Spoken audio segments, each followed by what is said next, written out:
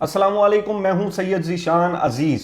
इमरान खान साहब के बेटों कासिम और सुलेमान के इंटरव्यू का खौफ पीसीबी को धमकी देनी पड़ गई कि अगर ये इंटरव्यू का बाकी हिस्सा नशर हुआ तो खिलाड़ी जो टेस्ट मैच चल रहा है वो खेलने के लिए अब ग्राउंड में नहीं जाएंगे। अब इस इंटरव्यू में ऐसा क्या था जिसके खौफ की वजह से कंप्लेन करनी पड़ गई, बाकायदा एक फड्डा क्रिएट हुआ है और वहां पर मैच रोकने तक की धमकी दी गई है। ये मैं आपको बताऊंगा कि उस इंटरव्यू में ऐसा क्या बोला गया जिसका खौफ था। पिम्स अस्पताल, मैंने आपको 2 दिन पहले जिस दिन ये सान्या हुआ था मैंने कहा था कि ये कुछ भी नहीं करेंगे, सिर्फ इंक्वायरी होगी, उसके अंदर बातें होंगी और एंड में आकर कहेंगे कि जी पैसे पकड़ो, इनके मुंह में पैसे ठोंसो और उसके बाद इनको खामोश करा दो। और वही हुआ है, 50-50 लाख रुपए का ऐलान जो है वो कर दिया गया है। और मतलब बेशर्मी और ढिठाई की हद यह है कि वजीर आजम ऑफिस से, वजीर आजम हाउस से पिम्स हॉस्पिटल महज 10 किलोमीटर की दूरी पे था, जिसके ऊपर वजीर आजम को अपने प्रोटोकॉल में जाते हुए 10 से 12 मिनट लगने थे। लेकिन वजीर आजम साहब को इतनी तौफीक नहीं हुई। वहां पर माँ बाप अपने बच्चों को रो पीट रहे थे और हमारे वजीर आजम साहब एसी वाले कमरे में मिनरल जो वाटर है वो सामने रख के अपने फैसले सुना रहे थे, उनकी दादर रसी कर रहे थे, उनके लिए दुआ फरमा रहे थे। ऐसा लगता है कि इमरान खान साहब और एस्टैब्लिशमेंट के दरमियान जो फासले हैं वो कम हो रहे हैं और जमाते इस्लामी का जो धरना है वो आज भी जारी है। लेकिन हुकूमत जो है वो सुनने को तैयार नहीं है। आखिर हाफिज साहब क्यों अपना प्रेशर नहीं बना पा रहे, ये तमाम चीज़ें हम डिस्कस करेंगे। और फिर सोहेल अफरीदी साहब ने लॉन्ग मार्च के हवाले से ये बात की है कि इस दफ़ा इतने लोग निकलेंगे कि ये लोग गोली नहीं चला सकेंगे, इस दफ़ा नहीं गोली चलनी। ये तमाम चीज़ें हम डिस्कस करेंगे। आपने अगर अभी तक ये यूट्यूब चैनल सब्सक्राइब नहीं किया तो इस चैनल को सब्सक्राइब कर लीजिएगा। और अगर आप ये चाहते हैं कि नया आने वाला व्लॉग जब भी यूट्यूब पे अपलोड हो और आपको उसका नोटिफिकेशन मिल जाए तो जो बेल का आइकन है यूट्यूब के ऊपर सब्सक्राइब के साथ उसको प्रेस कर दीजिएगा। अच्छा, एक सवाल मैं पहले आप लोगों को बता दूं, मुझे बहुत से मैसेजेस आते हैं, कमेंट्स आते हैं कि ज़ीशान भाई बताएं इमरान खान साहब कब बाहर आएंगे, इमरान खान साहब कब बाहर आएंगे। पहली तो ये चीज़ मैं वादे कर दूं कि इमरान खान साहब के बाहर आने का एस्टैब्लिशमेंट को पता है, वजीर आजम तक को नहीं पता होना कि इमरान खान साहब कब बाहर आएंगे। जब बाहर आएंगे इनको खुद भी नहीं पता होगा कि कब बाहर आ गया ये।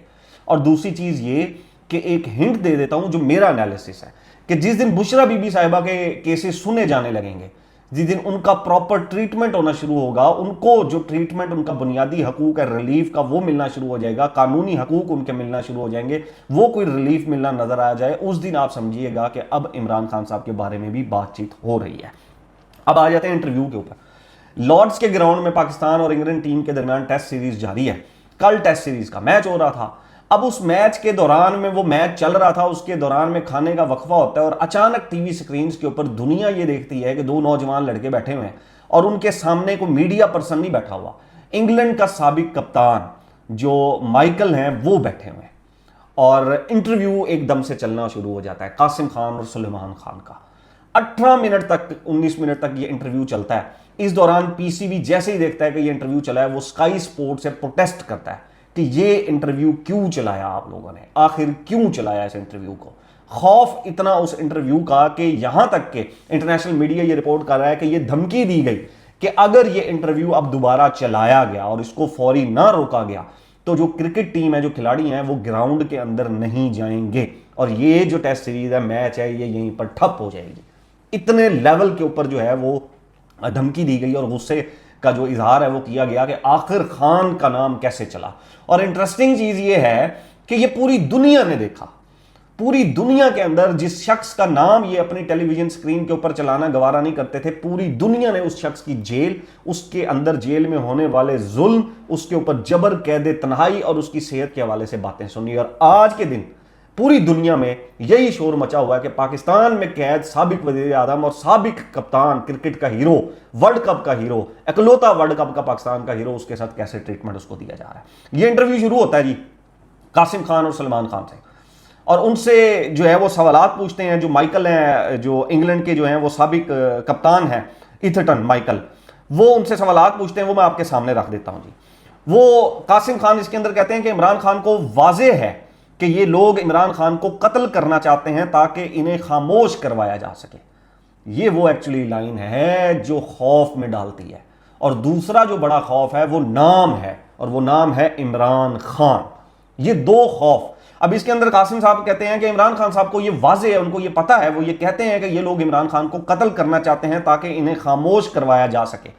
और उनके बेटे ये कहते हैं कि इन्हें जेल में खत्म करने की कोशिश की जा रही है, इन्हें ज्यादा से ज्यादा अरसा कैद रखना चाहते हैं, तो और उम्मीद कर रहे हैं कि एक दिन इनकी आवाज को खामोश कर देंगे। अब ये लाइन पूरी दुनिया ने सुनी है। इससे पहले यही माइकल ईथरटन और इनके साथ 20 और कप्तान, उसके अंदर इंडिया है गालिबन, उसके अंदर ये इंग्लैंड है उसके अंदर, और उसके अंदर जो है वेस्ट इंडीज है, न्यूजीलैंड है, ऑस्ट्रेलिया है, 21 कप्तानों ने खत लिखा था वजीर आजम शहबाज शरीफ साहब को कि इमरान खान का ट्रीटमेंट कराया जाए, जेल के अंदर उनकी जो बुनियादी हकूक हैं वो उनको दिए जाए। उससे पहले 14 कप्तानों का खत आया था और अब 21 कप्तानों का। ये एक्चुअली उसी की सीरीज है। 21 कप्तानों ने खत लिखा और उसके बाद इन कप्तानों ने तय किया कि हम उनके बेटे जो इंग्लैंड में मौजूद हैं उनको बुलाकर हम इंटरव्यू करेंगे उनका, और वो इंटरव्यू चलाया गया। और उस इंटरव्यू को चलने का खौफ इतना था कि 18 से 19 मिनट के बाद धमकी दे दी गई कि बंद करो इस इंटरव्यू को वरना हम मैच नहीं खेलेंगे। अब इस इंटरव्यू में एक और अहम चीज, ये माइकल ईथरटन ने उनसे पूछा कि आप लोग इंग्लैंड में पैदा हुए हैं, इंग्लैंड के अंदर आपकी परवरिश हुई है, रहते आप इंग्लैंड में हैं, तो अभी पाकिस्तान और इंग्लैंड का मैच हो रहा है, ये लॉर्ड्स का ऐसे, तो आप किसको सपोर्ट करेंगे?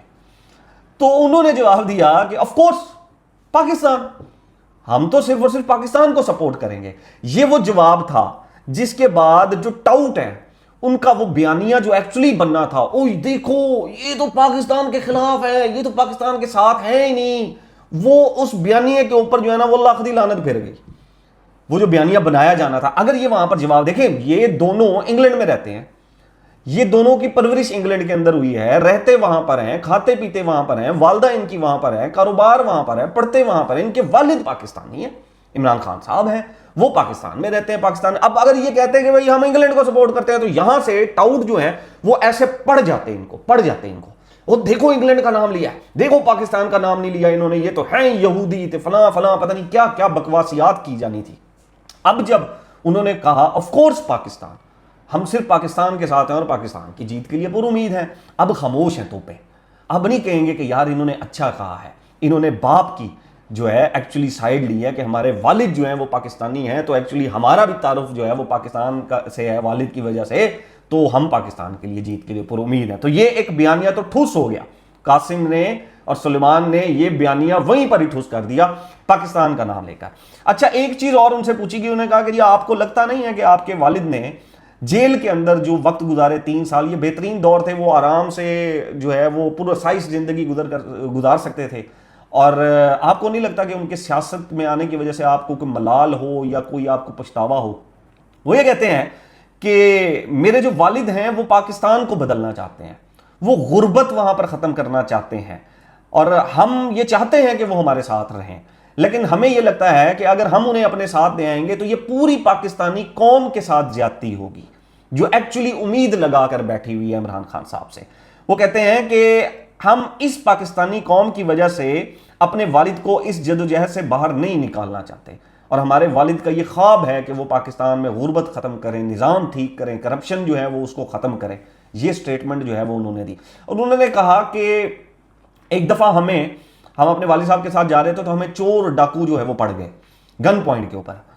तो उस दौरान मेरे वालिद उन चोर और डाकुओं से ज्यादा पुरसकून थे, यानी कि चोर और डाकू जो है वो थोड़ी सी जल्दी के अंदर, और जिस तरह होता ना हड़बड़ी मची हुई है, दहशत मची हुई है, वो मेरे वालिद के ऊपर वो कहते नहीं थे। लेकिन वो कहते हैं कि अब जो है उनकी ज़बान से दबाव या बेचैनी की जब मैं बात सुनता हूँ तो मुझे बहुत अफसोस होता है कि मेरे वालिद साहब को किस तरह कैद तन्हाई के अंदर रखा जा रहा है, फिर उनका ट्रीटमेंट नहीं हो रहा है, ब्लड प्रेशर का इशू, उनकी आंख का इशू, ये तमाम चीज़ें जो है वो डिस्कस जो है वो इसके अंदर की गई हैं।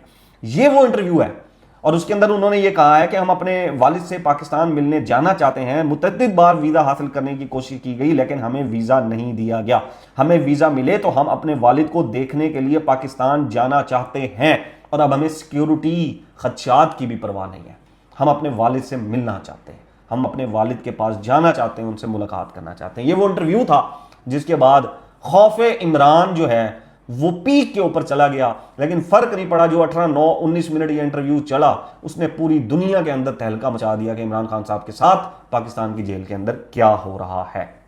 अंसार अब्बासी साहब की ये खबर है जी ये मैं आपको जो है वो जियो न्यूज से उनकी पढ़ के सुनाता हूं। वो कहते हैं जी, इमरान खान के जाती जो ट्विटर अकाउंट है, एक्स अकाउंट है, उस पर 5 माह से जायद अरसे से बरह रास्त इनसे मंसूब कोई नया पैगाम पोस्ट नहीं किया गया। इस नोयत का आखिरी पैगाम 21 मार्च 2026 को जारी किया गया था, जब इमरान खान के बेटों ने इनसे फोन पर बात करने के बाद इनकी जानिब से एक बयान पोस्ट किया था। वो कहते हैं ये तवील वक्फा इसलिए काबिल जिक्र है क्योंकि इससे कबल इमरान खान का सोशल मीडिया अकाउंट खसूसन फौज की आला क़यादत के खिलाफ सख्त अंदाज में इस्तेमाल होता रहा। सियासी महाजराई में शिद्दत के दौरान इनसे मनसूब पैगाम बाकायदगी से सामने आते रहे और इस तरह के पैगाम ने पीटीआई और एस्टैब्लिशमेंट के दरमियान खलीज को यानी कि दूरी को मजीद बढ़ाया। अब वो कहते हैं कि पीटीआई के अंदर बहुत से ऐसे अफराद जो इमरान खान और एस्टैब्लिशमेंट के दरमियान फासले कम करना चाहते हैं, इसी वजह से नाराज थे कि ये पैगाम अक्सर फौजी क़यादत पर सख्त तनकीद पर मुबनी होते हैं। दिसंबर 2025 में सूरत हाल खास तौर पर कशीदा हो गई थी जब फौज ने सरेआम इमरान खान पर इल्जाम आयद किया कि वो जेल में इनसे मुलाकात करने वालों और सोशल मीडिया को मुसल्लह अफवाज पर हमलों और तकसीम पैदा करने के लिए इस्तेमाल हो रहे हैं। अब वो कहते हैं कि ज़राए ने वादे किया है कि इसे इमरान खान और एस्टैब्लिशमेंट के दरमियान किसी मुआहदे या मुफाहमत का सबूत नहीं समझा जाना चाहिए, यानी कि दूरी तो कम शायद हो सकती है, ये मुझे लगता है कि दूरी तो शायद कम हो सकती है, लेकिन मुफाहमत का कोई सबूत नहीं समझना चाहिए। इनके मुताबिक निस्बतन पुरसकून पैगाम रसाई का माहौल महज ऐसी सूरत हाल पैदा करने में मदद दे सकता है जिसमें मामूल की सियासत की बहाली मुमकिन हो, बशर्ते कि यह सिलसिला जारी रहे। यानी कि इमरान खान साहब की जानिब से उनके ट्विटर के ऊपर, फौज के ऊपर, एस्टैब्लिशमेंट के ऊपर, उनके सरबराह फील्ड मार्शल के ऊपर कोई बयानात ना दिए जाएं और जो जेल के अंदर मुलाकात होती है इनके बाद जो है वो इस तरह की स्टेटमेंट्स ना दी जाएं। वो ये कहते हैं कि हुकूमत और मिलिट्री एस्टैब्लिशमेंट ने इस तरीकाकार पर सख्त एतराज जो है वो किया था। इनका मौक़िफ़ था कि जेल के अंदर सियासी पैगाम तैयार किए जा रहे हैं और फिर इन्हें जेल से बाहर लाकर महाजराई को मजीद शिद्दत देने के लिए इस्तेमाल किया जा रहा है। और वो ये कहते हैं कि पाकिस्तान तहरीक इंसाफ के बानी इमरान खान के जाती एक्स अकाउंट की खामोशी को पार्टी के अंदर मुमकिन मस्बत पेशरफ के तौर पर देखा जा रहा है, जिससे एस्टैब्लिशमेंट के साथ सियासी कशीदगी कम करने में मदद मिल सकती है। अब सिचुएशन ये है कि इमरान खान साहब का अकाउंट खामोश है और कोई इस तरह की स्टेटमेंट नहीं दी जा रही, और इमरान खान साहब के ट्रीटमेंट के हवाले से सुप्रीम कोर्ट ने भी जो है वो एक ऑर्डर जारी किया जिसके ऊपर हुकूमत जिद में आ गई और उन्होंने वहां पर शिफ्ट नहीं किया, सिक्योरिटी सूरत हाल बना दी। और फिर यह भी कहा गया कि जी सुप्रीम कोर्ट का ऑर्डर ही एक्चुअली जो है वो वैसा नहीं है जैसा होना चाहिए कानून के मुताबिक, तो सरकारी अस्पताल में होना चाहिए, और सरकारी अस्पताल का पिम्स वाला हाल जो है वो आपने देख लिया है। तो ये जो खामोशी है इसको एक कशीदगी कम करने के लिए जो है वो बेहतर करार दी जा रही है, लेकिन ऐसा कोई सीन वो कहते हैं कि नहीं है कि इससे कोई मुफाहमत का सबूत नहीं समझना चाहिए कि एस्टैब्लिशमेंट और पीटीआई के दरमियान में कोई मुफाहमत, कोई दोस्ती या इस तरह की चीज़ जो है वो इनके दरमियान में हो रही है। पिम्स वाली चीज़ ही है जहां पर इमरान खान साहब को लेकर जाना चाह रहे थे, उनके लिए अब हुकूमत ने 50 लाख रुपया जो है वो मुआवजा देने का ऐलान किया है वरसा को, जिनके 14 बच्चे जो है वो शहीद हो गए हुकूमती नाअहली के बाइस, आग में जल गए। और उसी दिन मैंने आपको ये बताया था कि कुछ भी नहीं होना इसके ऊपर, कुछ भी नहीं होना इसके ऊपर। ये लोग इंक्वायरियों वाला ड्रामा करेंगे, बड़ी आला सतह की कमेटियां कायम करेंगे। अब तक पता नहीं 5-6 कमेटियां बन चुकी हैं ड्रामेबाजियां, और 5-6 कमेटियों के बाद अब उन्होंने कहा है कि जी 50-50 लाख रुपए इनको दे दो। और मैंने उस दिन भी कहा था कि ये पैसे दे के मुंह में पैसे ठोसेंगे और ये कहेंगे चुप कर जाओ, तुम्हारी दाद रसी हो गया। और सितम ज़रीफ़ी की हद देखें आप, वजीर आजम हाउस से, वजीर आजम ऑफिस से महज 10 किलोमीटर दूर है पिम्स अस्पताल। जिस दिन आग लगी उस दिन वजीर आजम साहब मौजूद थे। वजीर आजम साहब को यह चाहिए था कि महज 10 किलोमीटर दूर चले जाते। जब माएँ वहां पर रो पिट रही थी, चीख रही थी, लोग अपने जले हुए बच्चे उठा रहे थे, तब हमारे वजीर आजम ने 10 किलोमीटर दूर जाने की बजाय एसी वाले कमरे में मिनरल वाटर की बोतल सामने रखकर जो है वो सेक्रेटरी को 2 महीने के लिए जो है वो कर दिया कि जी 2 महीने के लिए तुम निकल जाओ, और आला सतही कमेटी बना दी और वहां पर दुआ कर दी अल्लाह हाफिज। इनको इतनी भी शर्म नहीं आई कि ये जाकर वो जो उनके वरसा हैं उनको तसल्ली दे दें, उनको कोई सब्र दे दें, कोई वहां पर उनकी दाद रसी कर दे। नहीं। और वो खौफ क्यों है, क्यों नहीं गए वहां पर? क्योंकि वहां पर सवाल हो जाने थे कि वजीर आजम साहब आप चोरी के मैंडेट के ऊपर बैठे हैं, आप इस्तीफा देंगे या नहीं देंगे? आपके वजीर आजम हाउस से महज 10 किलोमीटर दूर एक अस्पताल में 14 बच्चे शहीद हो जाते हैं और वफाकी हुकूमत की नाअहली की वजह से शहीद होते हैं। इस्तीफा दो। इस डर से, लोगों के सवालात के डर से, लोगों की पूछ के डर से वजीर आजम साहब ने कमरे से निकलना गवारा नहीं किया। ये बेहिसी की और ढिठाई की, बेशर्मी की जो है ना वो हद क्रॉस कर दी इस इंसिडेंट में कि वजीर आजम साहब वहां पर नहीं गए। आगे जो खबर है वो ये है कि जी सुहेल अफरीदी साहब ने स्टेटमेंट दी है 27 सितंबर लॉन्ग मार्च के हवाले से, और वो ये कहते हैं कि इस दफा हम लोग इतनी बड़ी तादाद में इस्लामाबाद जाएंगे कि गोली चलाने का सोच भी नहीं सकेगा कोई। यानी कि हम लोग इतनी तादाद में होंगे कि जो 26 नवंबर 2024 को गोलियां चली थी नवंबर में 25-26 को, वो नहीं होगा इस दफा, क्योंकि हम लोग बहुत ज्यादा होंगे। अब वो लोग बहुत ज्यादा कितने होंगे, अगर तो ये 2-2.5 लाख लोग निकाल कर ले आते हैं तो मैं आपको श्योरिटी देता हूं कि इमरान खान साहब के लिए कुछ ना कुछ हो जाएगा। लेकिन अगर 50-60 हजार 70 हजार 80 हजार लोग निकलता है तो फिर मुश्किल है, फिर स्टेट इनको डील कर लेगी। लाखों में जो लोग हों, 2 लाख 2.5 लाख 3 लाख लोग हो, उसको नहीं स्टेट डील कर सकती। वो ये कहते हैं कि जी गोली नहीं इस दफा जो है वो चलेगी, और साथ ही वो कहते हैं कि हम जो है वो वादा किया था कि रिंग रोड पर बनने वाले अंडरपासेस 90 रोज में तामीर करेंगे, और वो हमने किए हैं और हम वो करेंगे। और साथ ही वो कहते हैं कि जी चोर दरवाजों, बिसाखियों और किसी के कंधे पर हुकूमत आई है तो इसको मुल्क की फिक्र नहीं होती। गलत पॉलिसियों की वजह से एक दफा फिर खैबर पख्तूनख्वा लहू लहान है। और वो फिर ये कहते हैं कि 27 सितंबर का लॉन्ग मार्च इंटैक्ट है और ये लॉन्ग मार्च हो के रहेगा।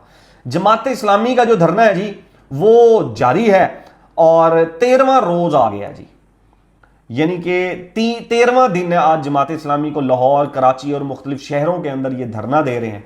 और धरने की जो वजह है वो ये है कि पेट्रोलियम की जो लीवी है, जो प्राइस है, उसको कम किया जाए। 13 दिन आज हो गए हैं। 3 सितंबर को जो है वो उन्होंने मुल्क गिर जो है वो हड़ताल का ऐलान किया है। अब देखें, एक तो गवर्नमेंट ने अभी तक जमात इस्लामी के इस धरने को सीरियस नहीं लिया है। मतलब उनको ये लगता है कि ये बैठे हुए हैं चुप करके, खामोशी से बैठे हुए हैं, एक हमने इनको कॉर्डन ऑफ कर दिया है चारों तरफ से।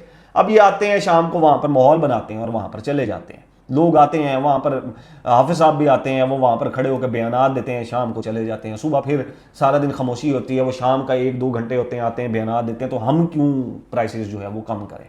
हम तो नहीं प्राइसेस को कम करें, बल्कि 30-32 रुपए कम किया था तो उसका भी जो है वो क्रेडिट जमात इस्लामी कहती थी कि जी वो भी क्रेडिट हमारा है, तो ठीक है जी वो क्रेडिट जमात इस्लामी का है।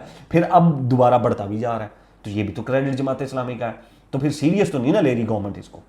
जब जमात इस्लामी ने बिल्कुल धरना स्टार्ट किया था तो 11 रुपए लगभग डीजल और 9 रुपए पेट्रोल बढ़ा दिया गया था 2 ही दिनों के अंदर अंदर। और उसके बाद 30 रुपए कम करके फिर रोज बढ़ाते जा रहे हैं, कभी कुछ 30-35 पैसे कम कर देते हैं, 20 पैसे कम कर देते हैं। तो एक्चुअली जमात इस्लामी के धरने को सीरियस नहीं लिया जा रहा। और ये हाफिज साहब को सोचना चाहिए कि आज 13 दिन हो गए हैं, वो रोज उनका जो है वो ये चल रहा है, लेकिन उसके ऊपर कोई यूजफुल किस्म के या अवामी रिलीफ नहीं मिल पा रहा। अब उसके ऊपर हाफिज साहब ने फिर 3 सितंबर को हड़ताल का ऐलान किया है। अब ये हड़ताल भी जाहिर सी बात है एक ही दिन की होगी। मैं इसके ऊपर तनकीद नहीं कर रहा हूं इनके ऊपर कि ये क्यों बाहर निकल के बैठे हुए हैं, मैं एक्चुअली आउटकम देख रहा हूं कि आउटकम नहीं आ रहा है। और जमात इस्लामी को कोई ऐसा अपना जो है वो प्लान बनाना पड़ेगा कि जिससे गवर्नमेंट को प्रेशर मिले, जिससे गवर्नमेंट प्रेशराइज हो। अगर गवर्नमेंट को प्रेशराइज नहीं किया जाता तो फिर हाफिज साहब वहां पर 50 दिन भी बैठे रहे तो इनको नहीं फर्क पड़ने वाला। ये ढीठ लोग हैं, ये बेशरम लोग हैं, इनको नहीं फर्क पड़ता। आप बैठे रहे जितने मर्जी एहतजाज, इनको फर्क पड़ता होता तो ये चोरी के मैंडेट पे आए बैठे होते, सवाल ही नहीं पैदा होता। तो हाफिज साहब को एक तो अपना प्लान जो है ना वो दोबारा देखना पड़ेगा कि गवर्नमेंट के ऊपर प्रेशर नहीं आ रहा 13 दिन में, और अब कैसे हमने इसको प्रेशराइज करना है। अगर हड़ताल एक दिन की होनी है तो उसका भी कोई खास गवर्नमेंट के ऊपर प्रेशर मुझे तो आता हुआ नहीं नजर आ रहा। और जो मुत्तहिदा अपोजिशन का अलायंस बन रहा है उसके अंदर जो हाफिज साहब हैं, जमात इस्लामी है, वो वैसे जाते हुए नहीं नजर आ रही। वो कह रहे हैं जी हमने हिस्सा नहीं बनना इसका। तो इनकी भी इस मूवमेंट का हिस्सा बाकी जमातों में से कोई नहीं बना। कोई पीटीआई बन जाती, कोई JUIF बन जाती, कोई पीपल्स पार्टी बन जाती, उनमें से भी कोई लोग इनकी जो है वो इस मूवमेंट का हिस्सा नहीं बने। क्योंकि उनकी जब मूवमेंट्स थी तो जमात इस्लामी वाले भी कहते थे कि तुहाडी ये आपे सांभो, अपना काम आपे सांभो। और अब वो कह रहे हैं कि तुसी अपना हुण फिर आप सांभो। तो ये वो एक्चुअली क्लैश है जो इन पॉलिटिकल पार्टीज के दरमियान में है, और जो अल्टीमेट जो लॉस होता है वो अवाम का होता है। बहरहाल जी अब तक के लिए इतना ही। नेक्स्ट व्लॉग तक अपना और अपने चैनल का ख्याल रखिएगा। अल्लाह हाफिज़।